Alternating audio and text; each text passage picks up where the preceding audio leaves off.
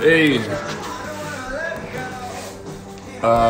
it's August 8th, 2019, and nobody's gonna hear this because I'm playing music, but I don't really care. And my state of affairs, it's so funny when you get on these things and you start recording yourself as if somebody's ever gonna listen. I've been surprised, and I've had a few people actually tell me they listen, but who knows, you know? I don't know. So, but listening to music in general for me is really, it's changed. The many things that happen when you lose somebody like that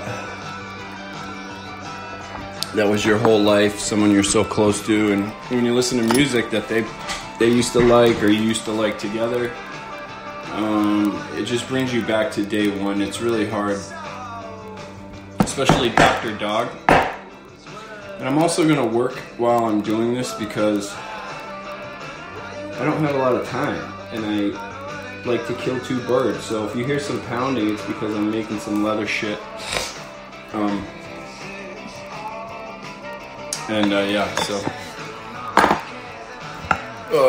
I make leather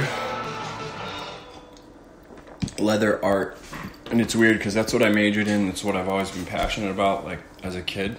But I stopped making art because college, blah blah blah. Now I make art. I started making art again when Rachel got sick, so and she was happy about it. If she was alive today, she would be floored by the stuff that I do now, I bet. She was always really good at making me feel good. I was so overweight a year and a half, 2 years ago. So overweight, unhealthy. Just started making like really crappy stuff, and she always made me feel good. Like, you look fine, you look good. Jed, don't worry about it. It's just a little bit of belly weight. You could lose it in a second. And I always appreciated her for that. But I do think there's a tiny level of sometimes you need somebody to give you the truth. But Rachel, maybe she was all about making people feel good. So yeah, I've been like talking to somebody else, seeing somebody else recently, and man, I don't know. I haven't seen Rachel's tree in a long time. I'm just feeling very disconnected. My summer sucked. It's all financial based. But yeah. I hate my job. I would love for this to turn into something, this like art shit. I've realized that if I was a billionaire, this is what I would do, and I would probably do it to share with people who were sick with cancer. Yeah, I think that's how you figure out what you're meant to be doing in life. But you need to figure that out young. You can't just glide along like I did, doing something you hate and expect that someday you're going to do something about it. And I was always like good at art, so I would say, yeah, I want to be an artist. But really, I didn't want to be like, I wanted a job not only that paid well, but that was distinguished, and that I'd have to be around people. Like, I didn't want to be so isolated. But now, this is what I would love to do. Like, make my own things. I don't want to work for anybody else. Unfortunately, not everybody can do that. But if you do decide what you're good at, or what you want to do when you're young, it's a huge advantage because you can pursue that. And when you're young, you have all the time, and sometimes you have more resources,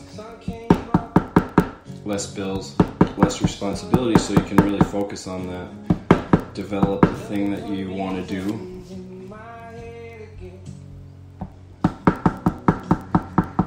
The tapping is because I'm tooling this piece of leather. And it's like my karmic return, but I also need to start charging for this shit because I can't afford to keep buying leather and giving it away when I'm done. But this one is an exception for sure because it's Kim this chef that works at UMass. Her dog died, and she was very, very, very close to her dog. Animals mean a lot to her, and I can just tell when she mentioned it how much she was holding back emotionally. I could tell she was, man.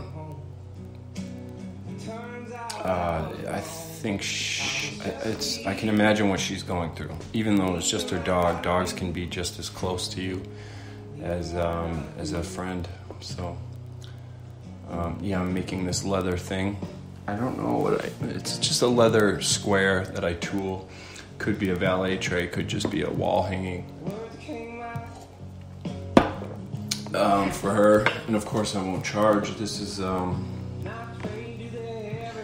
it's my way to get involved. I want to help people who are experiencing loss or sickness. Felt very heroic to me to be with Rachel. I felt like I was in the presence of a hero. And now when I go to work every day, I feel like I'm wasting my time. And I'm also aware of how quickly life can be gone, how short life can be. I've been shown how short it can be. I've been shown what it's like to be close to God. And it makes you not want to waste time doing something you can't stand. Like, there's no time to waste. But then again, there's bills, and I got caught up in the student loan thing. So it's a vicious cycle, and I've become someone that's not good at getting the things done. My brain capacity has changed. I think trauma can really, really have a negative effect on your ability to think properly, ability to problem solve, ability to handle stress.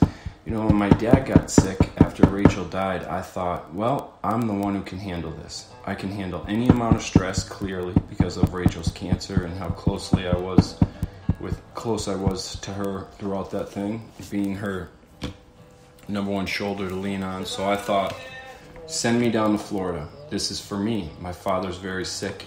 I can handle anything. I can handle seeing any amount of trauma.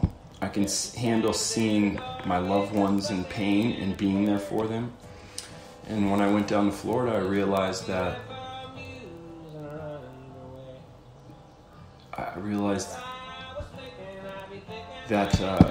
my time with Rachel had affected me, and it's actually made my ability to handle stress. It's decreased. So.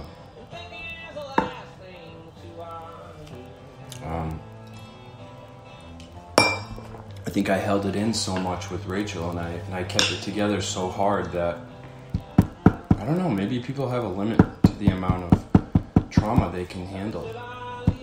And I crave it. I want to be in that place again. And the thing that seems so the closest to how I feel as far as that goes is like hearing about veterans coming home from war.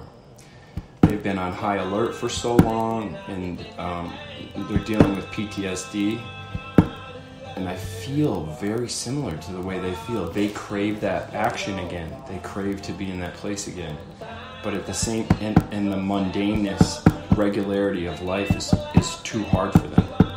They can't handle stress from normal, regular life, but they crave the stress of life and death, a high stakes environment. And that's how I feel after being with Rachel throughout this cancer thing, watching her slowly decrease and fade away. Like, it's your worst nightmare coming true. And I imagine watching a friend die in battle can do the same thing to a person. And that's how I feel after watching Rachel die.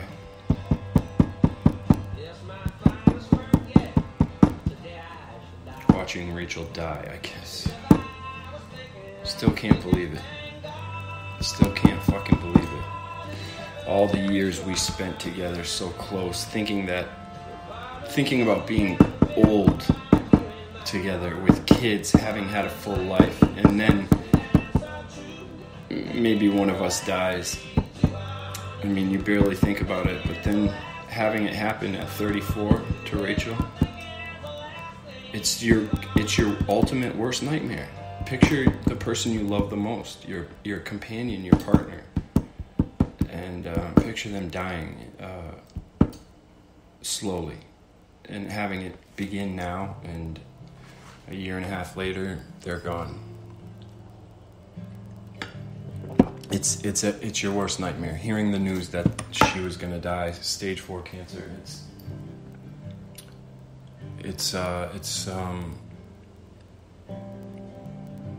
It's terror. It's the stuff. It's horror. It's like the worst thing ever. And we had to decide that she was gonna live, and I think that was because we thought that's the way to beat the odds. Like, forget what they're telling you. You're going to beat this. That's how you do it. You have to defy the doctors. But I don't know if that's why we stuck to it so much. I think we stuck to it so much because, well, as the time passes and it progresses and you realize that carrot juice or organic therapy, whatever it may be, whatever you have power over, isn't working, isn't gonna kill this cancer, I think you hold on to the we're gonna live type of disposition because it's easier, because you don't want to face the truth that they're gonna die, because that would mean the moment you have with them right then and there is you need to seize.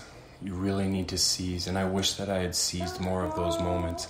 Yes, I was with her. I was present with her throughout this chemo, everything. But I tried to seize moments. You know, it's hard to be on the same page together where we're both like, oh no, you're going to die.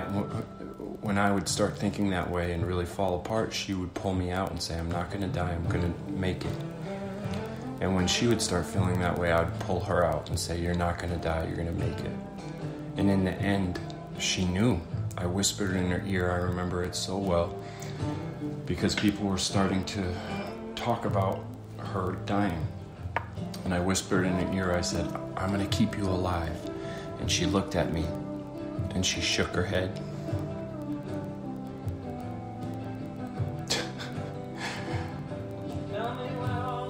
I think she just knew. She was in so much pain. And she knew. She wanted me to accept it. She would say things like, when it was just me and her, she would stop breathing momentarily, and she would say, it's coming. I think she was trying to die. There was a couple times when she was trying to die. And then the morning came where she did. And it's so profound because the night before was our time. That night was our time to say all the things that I did. I just told her I was so proud of her. And she asked about Rudy. I told her